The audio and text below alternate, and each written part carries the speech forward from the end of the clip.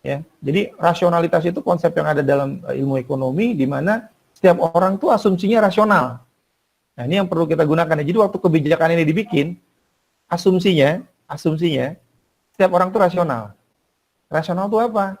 Rasional itu orang akan memilih pilihan yang menurut dia baik secara rasional, secara material. Contoh, misalnya ada pilihan nih ya, misalkan Pak Ngatimin ditawarin pekerjaan. Pak Ngatimin mau nggak pekerjaan nih yang A ya gajinya 10 juta, yang B gajinya 5 juta, yang C gajinya 1 juta. Pak Ngatimin pilih mana misalnya? Oh, pasti milihnya kalau dalam kondisi yang ini ya, milihnya yang A ya, Pak Ngatimin ya.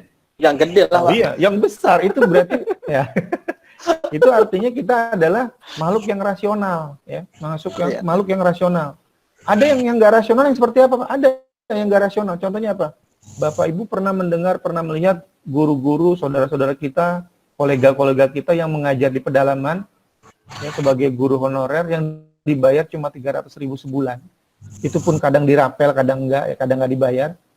Itu kenapa mau mengerjakan itu? Karena mereka nggak rasional. Bukan gila ya, nggak rasional. Artinya menggunakan pendekatannya bukan berbasis materi. Nah, itu rasional. Jadi kalau aturan ini dibikin berdasarkan rasional, bukan feeling, bukan perasaan, bukan, aduh, kayaknya feeling saya nih kalau ngasih, itu enggak. Jadi waktu kita bikin kebijakan ini pendekatannya pasti rasional. Pendekatannya rasional, cenderung, bukan pasti lah ya. Kecenderungannya rasional, pendekatannya material, yang terukur. Karena kalau feeling, wah saya mah ngajar ini yang penting tujuannya pahala, Pak. Wah agak repot nih ngukurnya ya. Pahalanya agak susah nih. Ngukurnya, alat ukurnya apa nih pahala nih, agak sulit. Tapi kalau sekian rupiah, sekian jam, sekian kilo, itu bisa terukur. Nah, ini konsep yang harus kita pahami ya. Itu yang kedua tuh Bapak Ibu. Yang ketiga ada konsep apa namanya asymmetric information. Informasi yang tidak simetris. Ya. Artinya apa? Di dalam administrasi pajak ada asymmetric information yang terjadi antara otoritas pajak, ya, kantor pajak dengan wajib pajak. Nah, asymmetric information ini menimbulkan dua masalah. Yang pertama namanya adverse selection, yang kedua namanya moral hazard. Adverse selection sama moral hazard. Nanti ini konsep-konsep ini akan kita bawa waktu kita ngebahas slide di bawahnya. Jadi ini konsep dasarnya dulu nih. Adverse selection itu apa? Contohnya saya beli produk premi asuransi.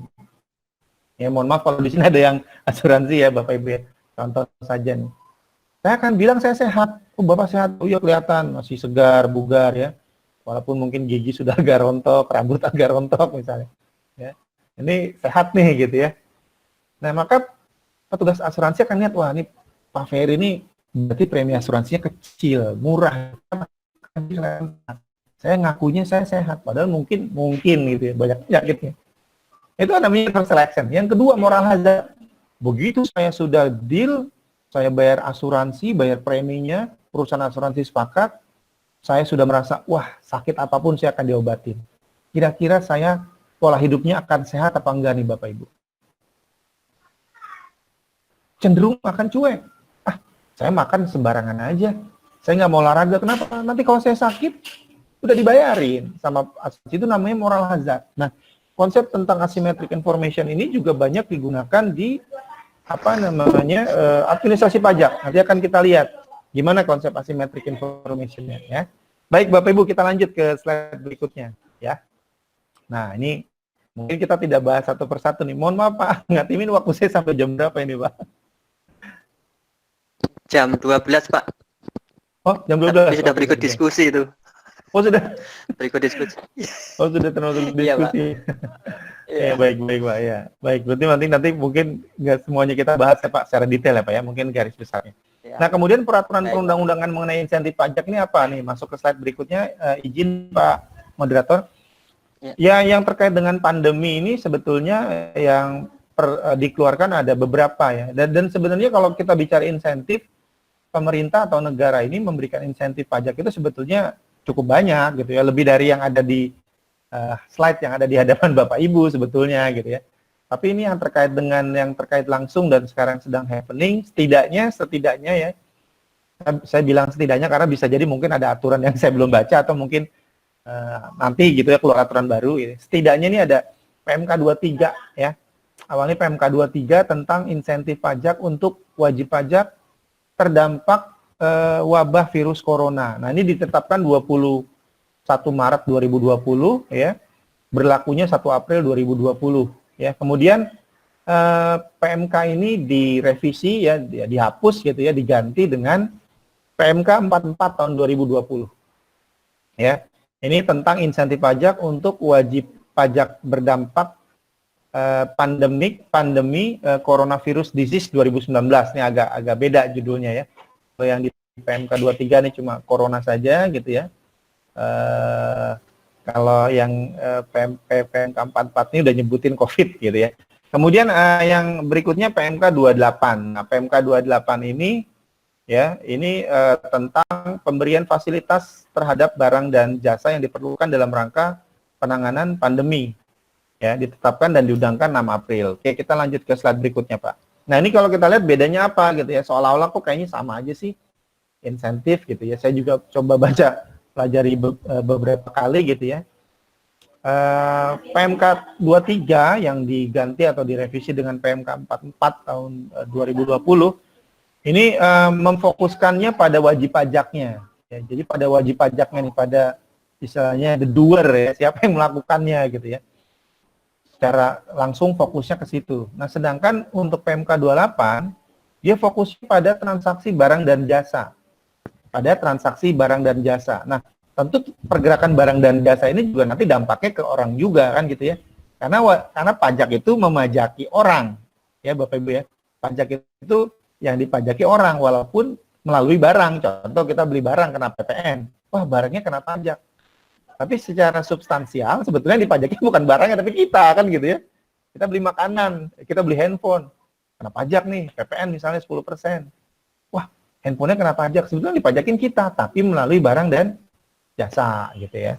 Nah, jadi fokusnya pada barang dan jasa. Walaupun nanti dalam beberapa pembahasannya ada kemiripan atau ada beberapa irisan ya, tapi bisa kita simpulkan sementara ini bahwa PMK 44 ya itu fokus pada the doer-nya, pada wajib pajaknya ya. Sedangkan yang PMK 28 ini fokus pada transaksi barang dan jasa yang juga akan berdampak ke kita. Mungkin itu. Nah, saya lanjut saja ya supaya diskusi nanti lebih banyak. Ini ke slide berikutnya, izin Pak Moderator, Pak Atimin. Nanti di PMK 44 nih, kita bahas dulu nih PMK 44. Sebetulnya siapa nih yang mendapatkan fasilitas di PMK 44? Ini kalau kita klasterisasi, Bapak Ibu, ya secara umum dulu ya nih, karena slide-nya banyak. Kalau saya bacakan slide-nya, khawatir nanti mumet gitu ya, ini bisa dibaca lagi nanti setelah ini. Kalau secara umum, PMK 44 ini bisa kita klaster menjadi 4 atau 5 lah gitu ya. Yang wajib pajaknya ini yang mendapatkan fasilitas.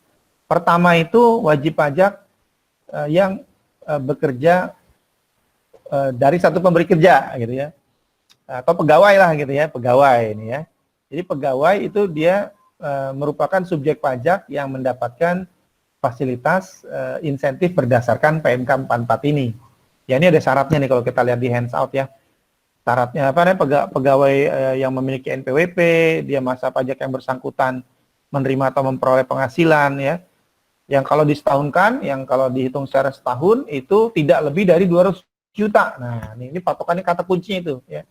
Jadi pegawai yang kalau penghasilannya kita hitung secara setahun, ya saya agak kurang cocok dengan istilah disetahunkan di PMK karena kalau menurut saya disetahunkan itu agak beda nanti maknanya. Tapi kalau di PMK bunyinya begitu, nggak apa-apa kita ikutin aja ya. Saya menggunakan istilah kalau kita hitung selama setahun, itu tidak lebih dari 200 juta. Kalau tidak lebih artinya maksimal 200 juta. Ya, dalam 1 tahun. Kalau kita hitung setahun nih. Ya, sebulan berapa dia dapat gajinya. Kalau kita hitung setahun, ya, dia maksimal 200 juta itu yang dapat fasilitas atau insentif. Jadi kalau gajinya sebulan aja 200 juta ya itu nggak dapat gitu ya. Kalau sebulan aja gaji 200 juta itu nggak dapat. Ya, kemudian yang pertama itu, yang kedua, klasifikasi yang kedua, mungkin kita bisa lanjut ya Pak ke slide yang berikutnya, ke yang warna merah yang nomor 2 itu ya.